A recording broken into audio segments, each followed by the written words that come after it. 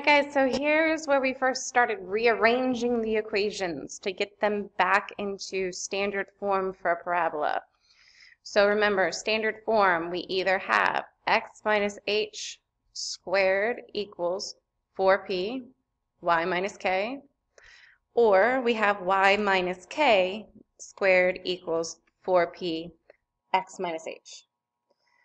One of these equations, we need to rearrange this so it looks like this. So that means I need to get the squared term all by itself, because if you notice, both of these have our squared terms all by themselves. Sorry, I had to pause it really quick while the announcements yelled at somebody. All right, so now I'm going to add 6 to both sides to go ahead and get things away from this x squared. So now that's going to leave me with y plus 6 equals negative 1/3 x squared. Can we agree that this is the same exact thing as this? That is exactly the same thing because this has a negative 1 right in front of it. So this is no different from that. So here, if I'm multiplying by negative 1/3, to get rid of the negative 1/3, I need to go ahead and multiply to the other side with negative 3, because if I take negative 1/3 and I multiply by negative 3, that's going to go ahead and cancel this out. That's going to get me 3/3, which equals 1. So I need to multiply by negative 3 to both sides. So at least you have negative 3, y plus 6 equals negative x squared, because this has now canceled out. Oh, I'm sorry, not negative x squared. Oops. It's going to leave me with positive x squared. So I'm just going to have x squared. So now I have this all isolated. I know it still looks a little bit weird. I could rewrite this as x minus 0 squared equals negative 3 y plus 6. I could do that. That's no different. And now that kind of looks more familiar to us because it's in this format. But this is no different. X squared and x minus 0 squared is no different. So from here, I can do everything that I needed to do on the last ones. I could find my, my vertex. Keep trying to call it center. I could find my vertex by going right here. That I am opening at 0, negative 6. 0, negative 6. Then I can go ahead and figure out which direction I'm opening. This is x squared, and this negative 3 out front tells me I'm opening down.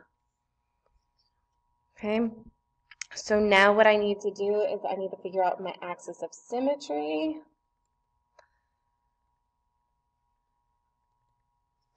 So if I graph this, for example,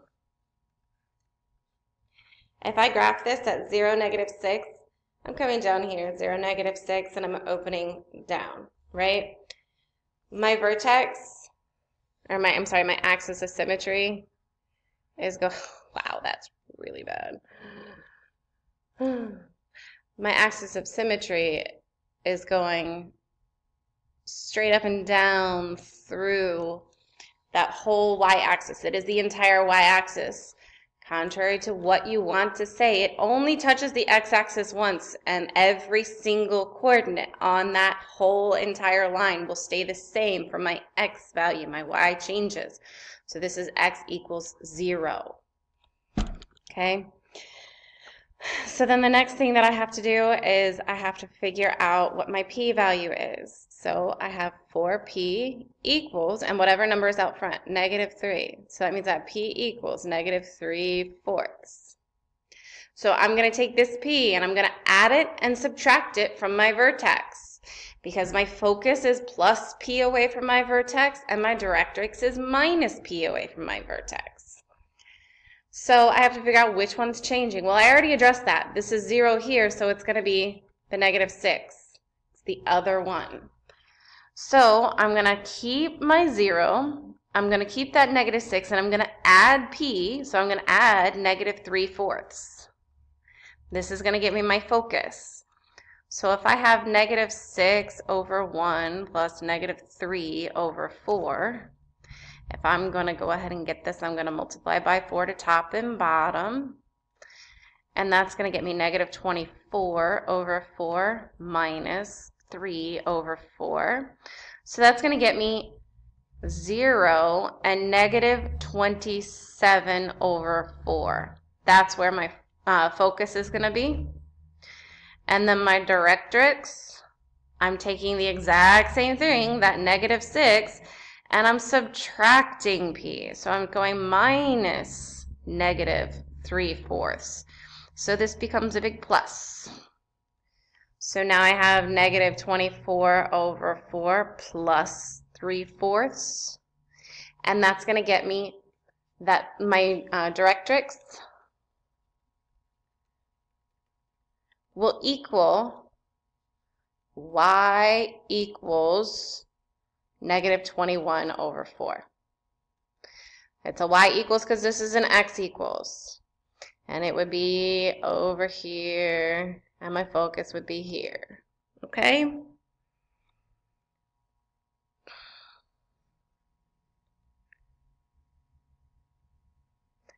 So next, we have this one right here. Same exact idea. I need to add 2 to both sides. So now I have y plus 2 equals 2, x minus 3 squared. In order to get rid of that 2, I have to divide by 2 to everything. If I'm dividing by 2, that's the same thing as multiplying by 1/2. So I have 1/2 y plus 2 equals x minus 3 squared. It's the exact same thing right here as this is. If you were in my accelerated class today, you're probably laughing right now. All right, I'm not going to do the whole thing because I don't think I need to. If you have a question about this one, ask me. Okay, so this one, this was one of the ones that had a typo in it, and it just completely messed me up when I was trying to do it, so I had to go back. So this is negative 6 up here. So I'm going to go to 3, negative 6, 1, 2, 3, 4, oops.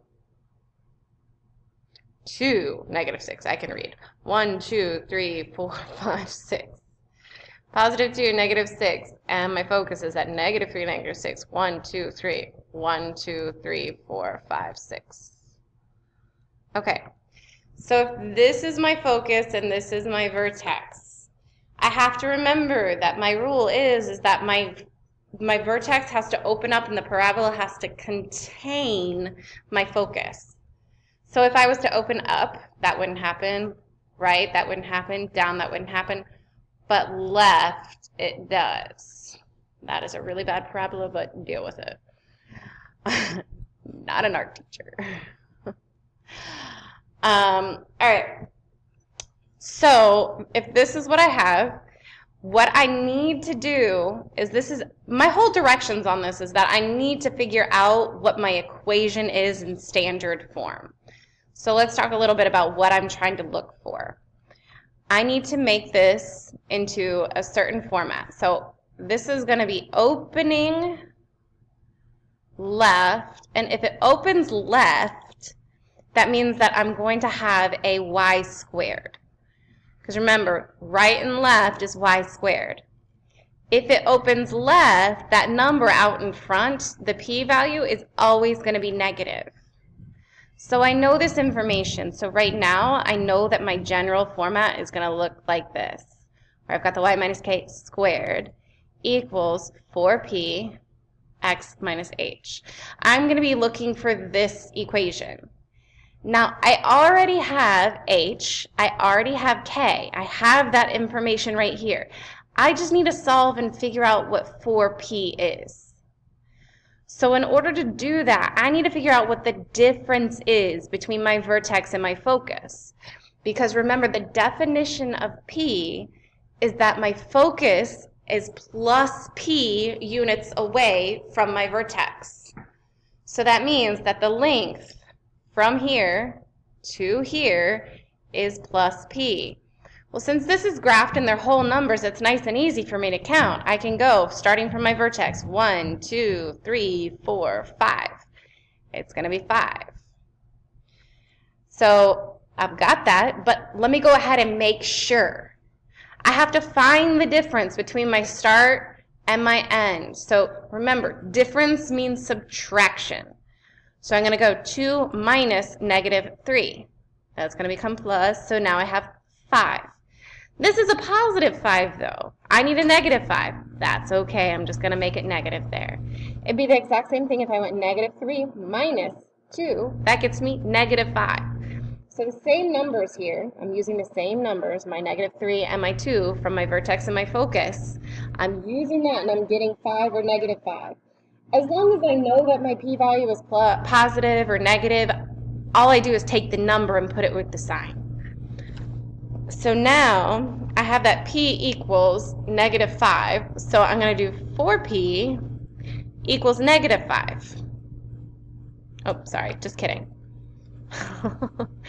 I was thinking of the last video. Now I'm going to go 4 times -5, so 4p. 4 times p equals -20. That's a 5.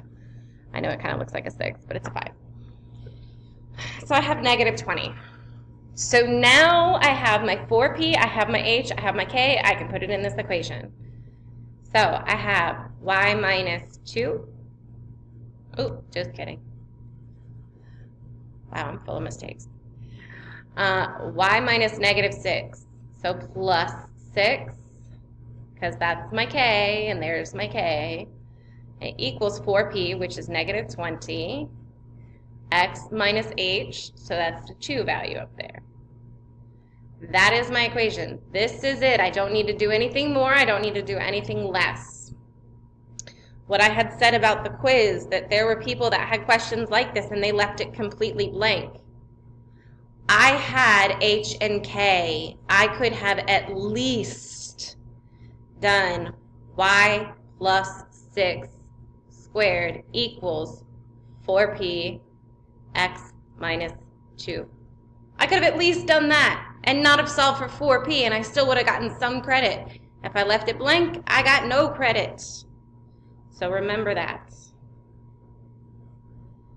All right. Here's if I'm given the vertex and the focus again. So let's try this one. So if my vertex is at -7, 1, so I'm going to go 1, 2, 3, 4, 5, 6, 7, and 1. And then my focus is at -7 and 3/4. Ooh, this is the one that I needed to spread out here so that we can kind of see it. I'm going to say that 1, 2, 3. This is 1, okay? So I'm going to come up to here. 3/4 we know is 0.75. So if I'm going to go to -7 and 3/4, I'm going to go right here. All right, so now I know that I need to open down in order to contain that focus.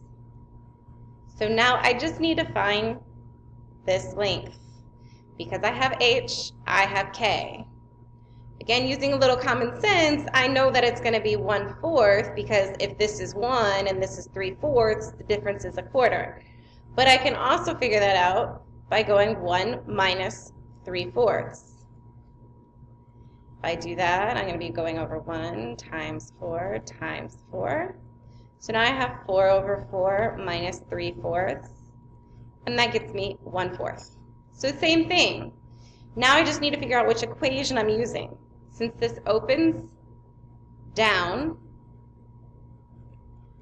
this is an x squared.